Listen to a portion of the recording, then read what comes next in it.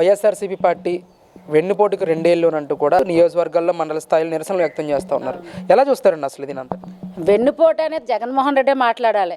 ఎందుకంటే తల్లికి వెన్నుపోటు, చెల్లికి వెన్నుపోటు, బాబాయ్ గొడ్డలపోటు, ఈ రాష్ట్రానికి తలపోటు. ఈయన వెన్నుపోటు కోసం మాట్లాడుతున్నాడే చాలా హాస్యాస్పదంగా ఉందండి.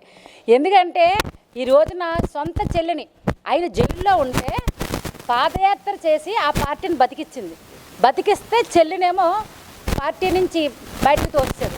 అంతేకాకుండా విజయమ్మ గారు పార్టీ అధ్యక్షులుగా ఉంటే విజయమ్మ గారిని ఎందుకు తీశారు మీరు పార్టీ అధ్యక్షులుగా? అదేవిధంగా బాబాయిని దారుణంగా గొడ్డల పోట్లు ఉన్నాయి, మన అందరికీ పోటీ రిపోర్ట్లు మనం అందరం చూసాం.